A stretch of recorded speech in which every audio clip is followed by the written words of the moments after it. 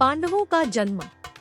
मुनि किंदम द्वारा शापित होने के बाद पांडु ने हिमालय पर्वत पर रहकर तप करने का निश्चय किया। उन्होंने अपनी पत्नियों से महल लौट जाने को कहा, लेकिन वे उनके बिना लौटने को तैयार नहीं हुई। वे भी अपने पति के साथ वहीं पर रहने लगी। एक दिन तपस्या में लीन राजा पांडु को देखकर एक ऋषि बोले, राजन, आप निश्चय ही बहुत कठोर तप कर रहे हैं, परंतु पितृ ऋण से मुक्त होने के लिए पुत्रोत्पत्ति अनिवार्य है।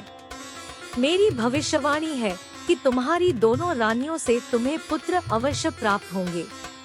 पांडु किंदम ऋषि के शाप को नहीं भूले थे, इसलिए वे परेशान हो गए। बारे में बताया। यह सुनकर पांडु को अंधेरे में उजाले की एक किरण दिखाई दी।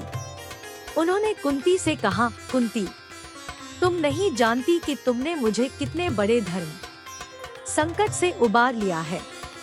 तुम बिना विलंब किए तुरंत धर्मराज, वायुदेव और इंद्रदेव का आह्वान कर उनसे पुत्र प्राप्त करो। कुंती ने पति की आज्ञा का पालन कर तीनों देवताओं को बारी बारी से बुलाकर उनसे एक एक पुत्र प्राप्त किया। उनके नाम क्रमशः युधिष्ठिर, भीम और अर्जुन रखे गए। कुंती को देखकर माद्री को भी मातृत्व सुख पाने की इच्छा हुई। उसने अपनी इच्छा राजा पांडु को बताई। राजा पांडु ने कुंती से पुत्र प्राप्ति वाला मंत्र माद्री को बताने को कहा। कुंती ने सहर्षि माद्री वह मंत्र बता दिया।